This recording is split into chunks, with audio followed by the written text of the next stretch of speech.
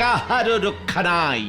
কোন রকম বেগরবাই দেখিলেই এই তরোয়ালের এক কোপে এই তরোয়ালের এক কোপে এই এক ও গোপুদা, তোমার তরোয়াল তো বের হচ্ছে না। ওরে পাপিষ্ঠ গার্গেন্ডি ফরাস, তোরা জানিস না এই তরোয়াল খাপে ঢুকলে আর বেরুতে চায় না, আবার একবার বের হলে আর ঢুকতে চায় না। তোর বাড়িতে মরিচা ধইরা গেছে গোপুদা। মরিচা ধরেছে তোর মাথায় গদাই। রাজা গোপুচন্দ্রের সঙ্গে ভদ্রভাবে কথা বল, জং ধরা গ্যারগেন্ডি ভোরাস, নয়তো শুলে চড়াইব তোকে। কিন্তু ব্যাপারটা যে কিছুই বুঝতে পারছি না গো গোপুদা। মানে রাজা গোপুচন্দ্র মশাই।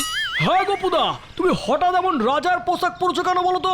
ওরে পটলা হতকা চিংড়ি গদাই, আজ থেকে তোরা আর আমার ক্লাবের মেম্বারে না রে। তোরা হলি সবাই আমার প্রজা, আমি হলুম তোদের রাজা। মহামহিম, মহাবলশালী, মহাসাহসী আর অনেক মহাযুক্ত মহারাজ শ্রী শ্রী গোপুচন্দ্র। কোন দেশে? হ্যাঁ তো, তুমি কোন দেশের রাজা সেটাই তো বললে না। প্রচুর প্রচুর দেশের, কত দেশের আর নাম বলবো। সেই অসলিবাস্টিন পর্বতের পাদদেশ থেকে হাজার হাজার লক্ষ লক্ষ কিলোমিটার দূরে অবস্থিত চান্ডিপান্ডি পর্বত পর্যন্ত আমার সাম্রাজ্য বিস্তৃত ছিল। কত দেশ যে আমার আন্ডারে ছিল তা গুণে শেষ করা যেত না রে। কিন্তু ইতিহাস বইতে তো তোমার মতো এমন এক বিশাল রাজার নাম পাইনি। ওরা মিস করে গেছে, অথবা ভয়ে আমার নামটা ইতিহাস বইতে ঢোকায়নি। কেন? ওরে আলু ভাত খাওয়া গ্যারগেন্ডি ভোরাস, আমার রাজ্য বিস্তারের কাহিনী যদি ইতিহাস বইতে ছাপা হয় তবে বইটা কত মোটা হইয়া যাইতো বলতো। বইয়ের দাম বেড়ে যেত, সবাই কিনতে পারতো না। তারপর ধর ইতিহাস পরীক্ষায় প্রশ্ন করতে হতো, রাজা গোপুচন্দ্রের রাজ্য বিস্তারের কাহিনী বর্ণনা করো। ওই একটা প্রশ্নেই তো 100 নম্বর দিতে হতো। এত বড় উত্তর আর অন্য কোনো প্রশ্নই করা যেত না। পরীক্ষার সময় 3 ঘন্টার বদলে 6 ঘন্টা করতে হতো। ভেবে দেখ, আকবর, বাবর, সম্রাট অশোক এরা সবাই যে বাদ পড়ে যেত, কারণ একটা প্রশ্নের বেশি তো করাই যেত না। একখানাই প্রশ্ন, গোপুচন্দ্রের রাজ্য বিস্তার বর্ণনা করো। প্রশ্নের নম্বর 100, ব্যাস লেখো। এবং 6-7 ঘন্টা ধরে কত কাগজ লাগতো বল দেখি। স্যারেরাও পরীক্ষার হলে এতক্ষণ ধরে গার্ড দিতে দিতে হাঁপিয়ে যেত। তাই এই সব চিন্তা করে আমার কেসটা ইতিহাস থেকে বাদ দিয়েছি রে। কি সৌভাগ্য, রাজা গোপুচন্দ্র আমাকে বাড়িতে ভাড়া থাকে। খবরদার গদাই, আমি আমার সাম্রাজ্য বিস্তারে বের হলে এমন ভাবেই বিভিন্ন জায়গায় তাবু ফেলতুম। ধরে নেই তোদের বাড়িটাই এখন আমার শিবির। আমি যখন এই মোগলাই পরাজয় করে আরো উত্তর দিকে ঘোড়া ছুটিয়ে চলে যাব, তখন তোর বাবাকে আমি পুরস্কার হিসেবে স্বর্ণ মুদ্রা দিয়ে যাব।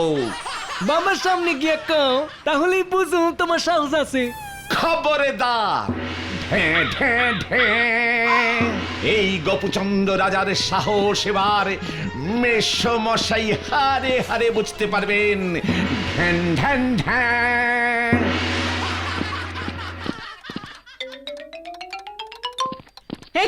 কে আপনি?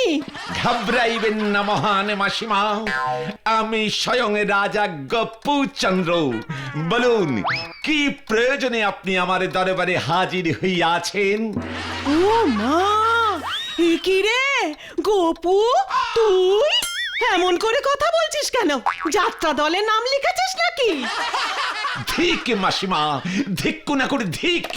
স্বয়ং রাজা এই মহামহিম গোপুচন্দ্র যাত্রা দলে যোগ দিবেন, এমন ধিক্কানুকুর ভাবনা আপনার মাথায় এলো কেমন করে? তাহলে এমন পোশাক তুই পেলি কি করে? সে এক সময় ছিল মাসিমা, যখন আমি সুদূর অ্যালিবাস্টিন পর্বতের পাদদেশে থেকে চান্ডিপান্ডি পর্বত পর্যন্ত মধ্যিখানের এত বিশাল একটা সাম্রাজ্যী মানে রাজা ছিল। তারপর একদিন রাজার পোস্ট থেকে পদত্যাগ করলুম, কিন্তু রাজার মানে আমার পোশাকগুলো রেখে দিয়েছিলুম। পুরনো বাক্স ঘাটতে গিয়ে পেয়ে গেলুম। গায়ে চড়িয়ে নিতেই আমার মধ্যে আবার সেই আগের রাজা রাজা ভাবটা বেরিয়ে পড়েছে মাসিমা। ও মা, তাই বুঝি তুই এত বড় রাজা ছিলি? গদাইয়ের মা, গদাইয়ের কি এইটা আবার কিসের ভরম ধরছে? ওগো, শুনছো গপু কি বলছে? ও নাকি এক সময় খুব বড় রাজা ছিল। অহন ভিখারি হইছে। খবরদার, খবরটা ঠিক মতো আমি আগে কাউকে বলিনি তো। রাজা গোপচন্দ্রের জয় হোক, তাই না আমি সমস্যাই? আমার বাড়ি ভাড়ার টাকা এই মাসের মধ্যে শোধ না করলে তোর এই রাজাগিরি আমি ছুটামু। হতসারা বেআইকাল্লা এক এক দিন এক এক ভরম ধরো। এই ভাড়া দে আমার, নয়তো তোর ওই তরোয়ালের এক কোপে তোর ওই মাথা ধর থেকে আলাদা করে ফেলামু কইয়া দিলাম। ই বাবা, আগে বলবেন তো মেসমশাই, আপনি তরবারি চালাতে এত ভালোবাসেন কেন? কারণ অনেক দিন হলো তলোয়ারিটা খাপ থেকে বের হয়নি তো, তাই জং ধরে আটকে গেছে, আর বের হচ্ছে না। মনে হচ্ছে একটু তেল ঢালতে হবে। ওরে সব ফালতু কথা বন্ধ করতে কইয়া দিলাম। হয় আমার বাড়ি ভাড়া দিব, নয়তো আজই আমার বাড়ি ছাড়বো। এই আমি তোমারে কইয়া দিলাম। রাজার সামনে এইভাবে উচ্চ কণ্ঠে কথা বলিতে নাই মেসমশাই। আমি যখন রাজা ছিলুম তখন কত প্রজার কর মকুব করে দিয়েছিলুম, তার কি কোনো ঠিক ঠিকানা আছে মেসমশাই? সবাই আমাকে দয়ালু রাজা বলিয়া ডাকিত। আমি এতগুলো প্রজার এত কর মকুব করিয়া দিলাম, আর আপনি কিনা আমার ভাড়া মকুব করিতে পারিতেছেন না? আপনাকে কিছুতেই দয়ালু বলা চলিবে না। আমার ব্যাটটা আনো, তরোয়ালের দরকার নাই, ব্যাট দিয়াই আমি ওরে বুঝামু আমি কত বড় দয়ালু। এসব তুমি কি বলছো? ছি ছি ছি ছি ছি। না মাসিমা, মিছি মিছি ছি ছি বলিবেন না। একে রাজা আর একে রাজার সাথে কথা বলিতেছে, কেউ কাউকে ভয় খাইতেছে না। আমি আপনার এই সাহসিকতায় অত্যন্ত খুশি হইয়াছি মেসমশাই মহারাজ। তাই ভাড়ার টাকার বদলে আমি আপনাকে 100 স্বর্ণ মুদ্রা দিব বলিয়া ঘোষণা করিলাম। ঢ্যাং ঢ্যাং ঢ্যাং। আমার ব্যাটটা আনো, তরোয়ালের দরকার নাই, ব্যাট দিয়াই আমি ওরে বুঝামু আমি কত বড় দয়ালু। এসব তুমি কি বলছো? ছি ছি ছি ছি ছি। না মাসিমা, মিছি মিছি ছি ছি বলিবেন না। একে রাজা আর একে রাজার সাথে কথা বলিতেছে, কেউ কাউকে ভয় খাইতেছে না। আমি আপনার এই সাহসিকতায় অত্যন্ত খুশি হইয়াছি মেসমশাই মহারাজ। তাই ভাড়ার টাকার বদলে আমি আপনাকে 100 স্বর্ণ মুদ্রা দিব বলিয়া ঘোষণা করিলাম। ঢ্যাং ঢ্যাং ঢ্যাং।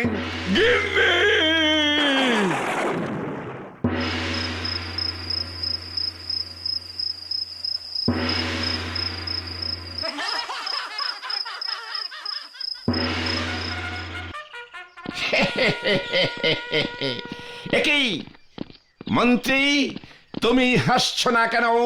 এত বড় সাহস তোমার? এই তো মহারাজ, হাসছি। ব্যাস ব্যাস ব্যাস, আর বেশি হেসে কাজ নেই। এবার সভার কাজ শুরু করো। মহারাজ সেই কাকটা ধরা পড়েছে। কোন কাকটা মহামন্ত্রী পটলা?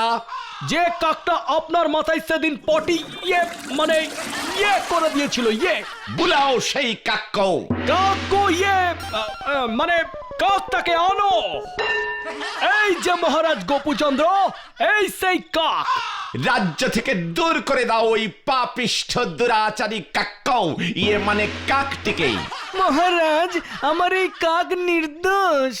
এ কি বলছে পটলা মন্ত্রী? মানে সব কাকই তো দেখতে একই রকম মহারাজ। রাজ্যে এত কাক, কোন কাকটা যে উড়তে উড়তে এসে টুক করে আপনার মাথায় করে দিয়ে পালিয়েছে সেটা যে বোঝা ভারী শক্ত মহারাজ।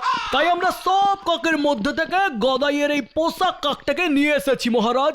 এই কাকটাকে শাস্তি দিলেই সব কাকের কাছে কা কা করে খবরটা রটে যাবে, আর সেই কাকগুলো ভয় খেয়ে যাবে, আর আপনার মাথায় করবে না। বা যদিও বা একান্ত করেও দেয়, দুবার ভেবে করবে, চট করে টুক করে পালাবে না। বাহ বাহ বাহ মন্ত্রী পটলা, তোমার বুদ্ধির জবাব নাই। খাঁচা খুলে দাউড়িয়ে ওই কাককে আমার রাজ্য থেকে ভাগিয়ে। ঠিক আছে মহারাজ, কিন্তু একটা সমস্যা আছে। আবার কি সমস্যা পটলা মন্ত্রী? কাকটা যদি উড়তে উড়তে আবার রাজ্যে ফিরে আসে, আমাদের এখানকার কাকগুলোর সাথে দলে ভিড়ে যায়, তখন কি হবে? তখন আবার ওটাকে ধরে আবার আমার রাজ্যের বাইরের আকাশে ছেড়ে দিয়ে আসবে। কিন্তু চিনবো কেমন করে কাকটাকে? ওহে মূর্খ মন্ত্রী, কাকটারের লেজে একটা ময়ূরের পালকে বেঁধে ছেড়ে দাও, তাহলে চিনতে পারবে, বুঝেছ?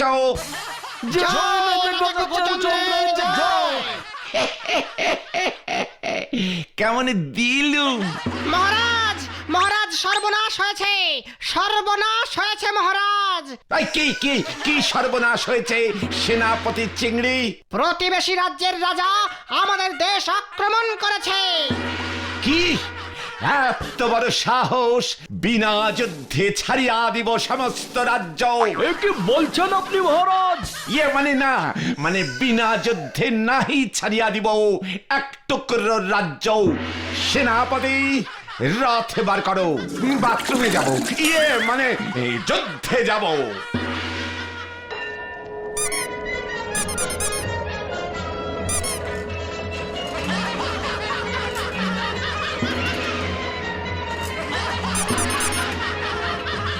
কোথায় আমার শত্রুপক্ষের পাষণ্ড রাজা? আমার তীরের আঘাতে খণ্ড খণ্ড করিয়া দিব তোরে। এই রথটা আস্তে চালাইয়ে হৎকা সারথি ভাই। ওই উসবুক বেল্লি ঘত সারা, হয় তুই আমার বাড়ি ভাড়া দিবি, নয় এই গদার এক বাড়িতে তোর এই রাজ্য থেকে দূর করুম। এ তো দেখছি মেসমশাই মহারাজ, আমার চরম শত্রু। এবার আমি কি করি, এবার আমি কি করি? হৎকা সারথি, রথ ঘোরা। না না, রথ ঘুরবে না, রথের হ্যান্ডেল ভেঙে গেছে। এই ছিল তোর মনে হৎকা? আসলে সময়ে তুই তোর রথের হ্যান্ডেল ভেঙে ফেলেছিস। বারবার বলেছিলুম যুদ্ধে আসার আগে সব টাইট দিয়ে নিতে। ওই আমি 3 গুনুম, এর মধ্যে তুই আমার কাছে আইয়া ভাড়া দিবি, নয়তো আমি তোর এই গদার বাড়ি দিমু। 1 গেলুম রে ভাই, 2 পালাই, 3 ওরে বাবারে, তবে রে ও বাবারে, ও বাবারে, ও বাবা, ও বাবা, ও বাবা, ওরে বাবারে, ওরে বাবারে, ওরে বাবা, ওরে ও ওরে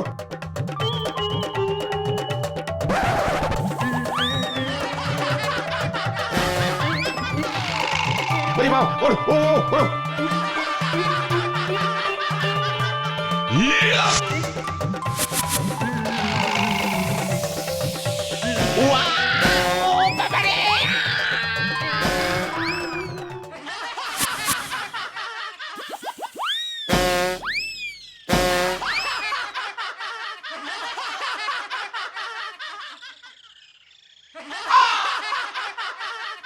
কি আমি কোথায়? মহারাজ আপনি? উসবুক, নগেনের কাছ থেকে আমার নাম কইরা নাটকের রাজার পোশাক ভাড়া কইরা আনছো? এত বড় সাহস তোর! এ কি, আমি ভেবেছিলুম একটু রাজা মশাইয়ের চরিত্রে অভিনয় করব মেশো মশাই। তাহলে নগেন্দ্রে পোশাকের ভাড়া দে উজবুক। আমি তো কোনো ভাড়া দিই না মেশো মশাই। তবে রে গেলুম রে।